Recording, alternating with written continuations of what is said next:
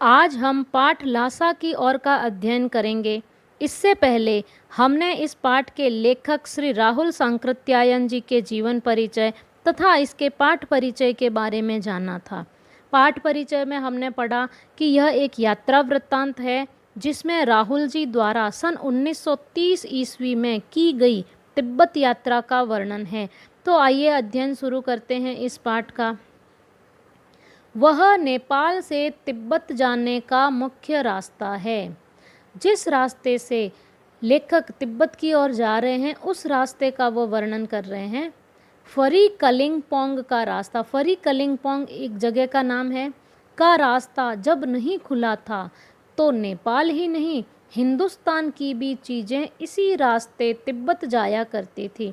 यहाँ लेखक यह कहना चाहते हैं कि जब फरी कलिंगपोंग का रास्ता नहीं खुला था तब इसी रास्ते से नेपाल और हिंदुस्तान का तिब्बत के साथ व्यापारिक संबंध था।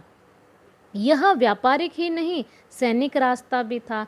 तो लेखक यह कह रहे हैं कि यह रास्ता व्यापारिक तो था ही था, इसके साथ यह सैनिक रास्ता भी था। इसीलिए जगह जगह फौजी चौकियां और किले बने हुए हैं जिनमें कभी चीनी पलटन रहा करती थी। पलटन शब्द का अर्थ होता है सेना। आजकल बहुत से फौजी मकान घिर चुके हैं। दुर्ग के किसी भाग में जहां किसानों ने अपना बसेरा बना लिया है, बसेरा का अर्थ होता है निवास स्थान, रहना, वहां घर कुछ आबाद दिखाई पड़ते हैं। ऐसा ही परित्यक्त एक चीनी किला था। परित्यक्त का अर्थ होता है त्यागा हुआ या छोड़ा हुआ। हम वहाँ चाय पीने के लिए ठहरे। तिब्बत में यात्रियों के लिए बहुत सी तकलीफ़ें भी है और कुछ आराम की बातें भी। आगे लेखक तिब्बती समाज का वर्णन करते हुए कहते हैं कि वहाँ जाति पाति छुआछूत का सवाल ही नहीं है और न औरतें पर्दा ही करती है। बहुत निम्न श्रेणी के भिखमंगों को लोग चोरी के डर से घर के भीतर नहीं आने देते, नहीं तो आप बिल्कुल घर के भीतर चले जा सकते हैं।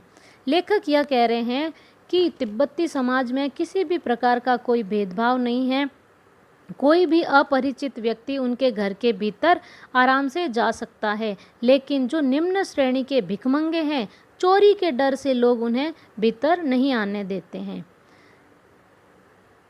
चाहे आप बिल्कुल अपरिचित हो तब भी घर की बहू या सासू को अपनी झोली में से चाय दे सकते हैं, वह आपके लिए उसे पका देगी। मक्खन और सोडा नमक दे दीजिए। वह चाय चौंडी में कूट कर उसे दूध वाली चाय के रंग की बना के मिट्टी के टोंटीदार बर्तन में रख के आपको दे देगी।